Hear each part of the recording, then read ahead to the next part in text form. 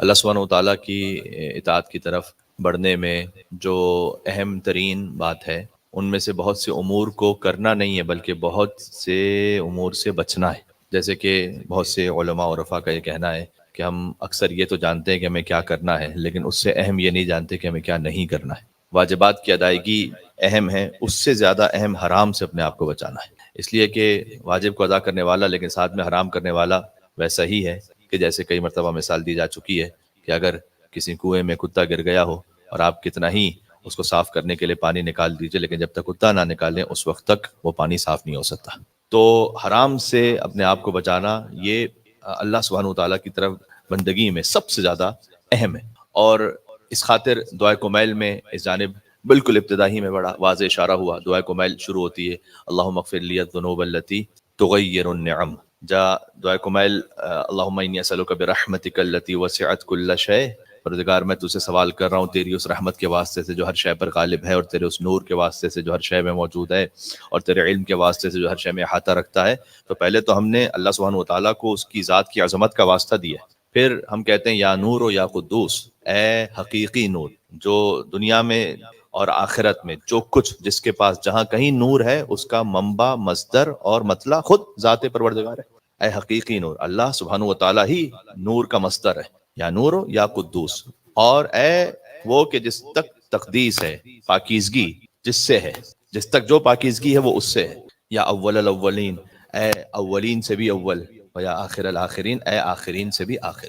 یہاں تک جب دعا پہنچ جاتی ہے تو ابھی تک ہم نے بظاہر کوئی حاجت نہیں مانگی، ابھی بھی کوئی حاجت نہیں مانگی ابھی تک. ابھی اللہ کی رحمتوں کا واسطہ، اس کے علم کا واسطہ، اس کے نور کا واسطہ، اس کی ذات والے صفات کا واسطہ، اے وہ کہ جس کی رحمت اس کے غضب پہ غالب ہے.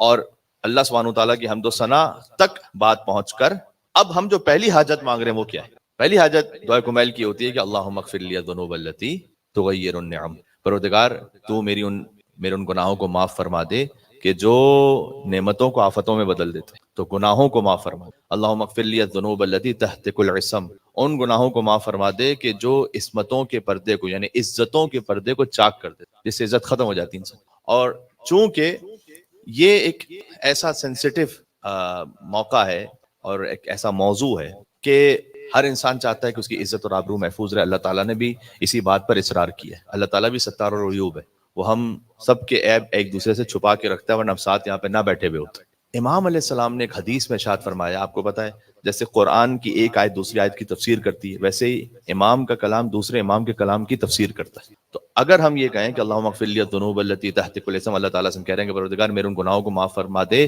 کہ جو عزت اور آبرو کے پردے کو ختم کر دیتے ہیں. تو ہمیں پتہ تو چلے کہ وہ کون سے گناہ ہیں کہ اللہ نہ کرے اگر وہ کسی کی زندگی میں آ جائیں تو اس خطر میں ہے کہ اس کی عزت اور آبرو ختم ہو جائے گی. وہ گناہ آپ مولا علیہ السلام نے دعا میں یہ دعا ارشاد فرمائی. اس گناہ کی جو تفصیل ہے وہ آپ کو ملے گی مولا سید الساجدین زین العابدین علی بن الحسین علیہ الصلوۃ والسلام کے کلام مبارک میں. اللہم صلی علی محمد. کہ وہ کون سے گناہ ہے. تو آج کی گفتگو کا ایک موضوع اگر آپ کرنا چاہیں تو یہ ہو سکتا ہے کہ خود اپنی عزت اور آبرو کی حفاظت کرنا انسان پر واجب ہے، پہلی بات. اور ان گناہوں سے بچنا بالخصوص کہ جو انسان کی عزت اور آبرو کو ختم کر دیتے ہیں وہ کون سے گناہ، اور اگر کسی سے سرزد ہو چکے ہیں تو پھر توبہ کا کیا طریقہ. یہ انشاءاللہ میں 3 محوروں پہ بات کرنا چاہوں گا. یہ ٹرائنگل بن جاتا ہے ایک، اور کوشش کروں گا کہ وقت کے اندر بات تمام ہو جائے. دیکھیں ایک بات تو یہ ہے کہ خود اللہ تعالیٰ وہ اچھائیوں کو ظاہر کرتا ہے، برائیوں کو چھپاتا ہے. یا من اظہر الجمیل وستر القبیح، ہے وہ کہ جو جمیل کا ظاہر کرنے والا ہے، قبیح کا چھپا دینے والا ہے. یہ اللہ کی صفت میں سے،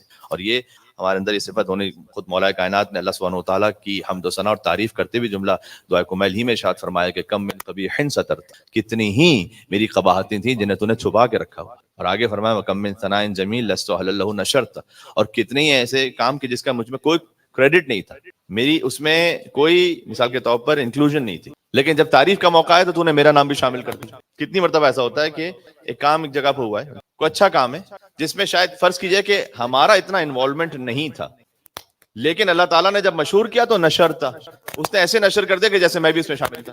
بہت مرتبہ ایسا ہوتا ہے، آفس ورکس میں بھی ایسا ہوتا ہے، آپ کے اور چاہے زندگی کے معاملات میں ہوتا ہو، دینی کاموں میں ایسا ہوتا ہے. تو اللہ سبحانہ و تعالیٰ دونوں جانب سے کرم فرماتا ہے، کتنی ہی قباحتوں کو چھپا کے رکھتا ہے، کتنی ہی تعریفیں جن کے مستحق نہیں انہیں ظاہر کر دیتا ہے. اور اسی لیے یہاں جب اللہ سبحانہ و تعالیٰ نے یہ کرم فرمایا تو ہمیں ایک دعا سکھلائی گئی ہے.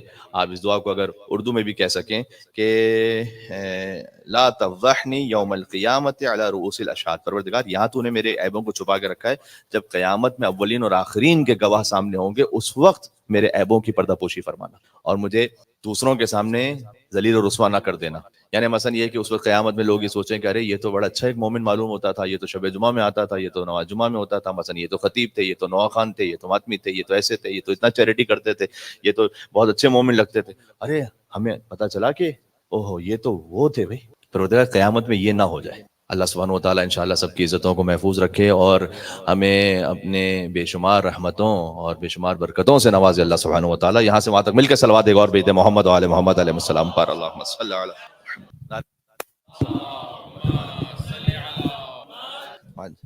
یہ صلوات بھیجنا بھی درمیان میں ایک ایسی نعمت ہے نا. مجھے ابھی یہ دیکھیں مائک چینج ہوا تو مجھے ایک بات ایسی یاد آئی. میں اہل سنت بلکہ سمجھے کہ وہابی سوچ رکھنے والے خطیب تھے، ان کو کسی وجہ سے میں سن رہا تھا آن لائن، تو انگلش میں گفتگو ہو رہی تھی وہ، تو درمیان میں ایسی کوئی ایشو ہوا اور اس کے بعد انہوں نے مثلا پانی پیا تو تقریباً آدھے 1 منٹ کا پاز ہوا، تو سب ایسے چپ بیٹھے ہوئے تھے، کچھ نہیں تھا بولنے کے لیے ان کے پاس. تو میں نے یہ سوچا کہ اگر ہماری مجلس میں کبھی ایسا ہوتا تو کم سے کم 1 منٹ تک صلوات و نعرہ حیدری کی تو عبادت ہو رہی ہوتی کم از کم. یہ اللہ سبحانہ و تعالیٰ نے ہمیں نعمت عطا فرمائی ہے کہ آپ کے پاس کوئی بھی ایک موقع عبادت کے بغیر نہیں ہے، خالی نہیں ہے کوئی موقع ایسا کہ جس میں آپ اہل بیت السلام کا ذکر کرتے اللہ کی عبادت ہے. مل کے صلوات ایک اور بھیجتے محمد و آل محمد علیہ السلام پر. اللہم صلی علی محمد و آل محمد وعجل. تو دیکھیں ایک اس کا ایک مقدمہ اور بنیاد تو یہ ہے کہ جیسے اللہ تعالیٰ ہمارے خوبیوں کو، بلکہ وہ جن کا مستحق نہیں ہوتے ان کو بھی ظاہر کرتا ہے اور عیبوں کو چھپا کے رکھتا ہے، تو ہم بھی کم سے کم اپنے زندگی کے معاملات میں ایسا رکھیں، اپنے فیملی کے معاملات میں اس طرح سے رکھیں، ہمیں کمیونٹی کے معاملات میں اس طرح سے رکھیں. بلکہ کیا ہوتا تھا پتہ ہے، آپ ذرا غور کریں، ائمہ علیہ السلام کے پاس کچھ لوگ آتے تھے، اپنے گناہ کا اقرار خود کرتے تھے، مثلا کہتے ہیں میں نے زنا کیا، تو امام سامنے سے پلٹ کے یہ نہیں کہتا اچھا تم یہ ہو، امام کہتے تھے شاید نہ کیا ہو تم نے، وہ خود کہہ رہا کہ. تو مولا علی کے واقعات میں تو کئی مرتبہ ایسا کہ کم سے کم 3 مرتبہ اس کو پلٹا دیتے تھے کہ نہیں نہیں نہیں تجھے غلط فہمی ہے، جا. یعنی جو خود آ کے اقرار کرتا تھا اس کے گناہوں کو بھی چھپا دیتے. اور ہمارے حتیٰ یہ کہ اسلام میں کئی مرتبہ فقہی طور پر معاملات میں ہے کہ قاضی کا علم بھی کافی نہیں. زیادہ طور پر جو قاضی اسلامی قضات کرنے والا ہے، کئی مرتبہ فقہی معاملات میں ایسا ہے وہ آ کے کہے کہ مثلا میں نے خود دیکھا اس شخص کو شراب پیتے ہوئے، کل میں خود دیکھ رہا تھا. کہا نہ نہ آپ نہیں حد جاری کر سکتے، 2 عادل گواہ ہیں آپ کے پاس. ارے تو میں خود دیکھ رہا تھا، عادل گواہ کی ضرورت نہیں. کہا نہ یہ کسی اور کی عزت کا معاملہ. اور ہمارے حضور مکرم ایک جنازے میں تھے، تو اس جنازے پر بہت سارے لوگ اس شخص کے بارے میں پتہ نہیں بہرحال کیسی زندگی اس نے گزاری تھی، تو ہر ایک کوئی نہ کوئی برائی کر رہا تھا. تو حضور نے ادھر ادھر دیکھا اور کہا کہ اس کی اچھی بات بھی ہے. تو ایک شخص نے آگے بڑھ کے کہا کہ یا رسول اللہ ایک موقع ایسا تھا کہ میں ایک جگہ نگہبانی کر رہا تھا. اب آج کل کی جاب کا تو تصور نہیں تھا، اس زمانے میں آپ کو لے کر جائیے، تو میں ایک جگہ نگہبانی کر رہا تھا تو میں بہت خستہ ہو گیا، تو میری جگہ اس نے وہ کام کر لیا تھا. حضور نے کہا بس یہ ایک نیکی کافی ہے کہ میں اس کا جنازہ پڑھا دوں. اللہ ہو. تو یا من اظہر الجمیل و ستر القبیح، پہلی بات تو یہ کہ اے وہ کہ جو خوبیوں کو ظاہر کر دیتا، برائیوں کو چھپا لیتا ہے. ایک اور مل کے صلوات بھیجے گا محمد علیہ محمد السلام پر. اللہم صلی علی محمد و علی محمد. لیکن 7 گناہ ایسے ہیں کہ جس سے انسان کی آبرو چلی جاتی.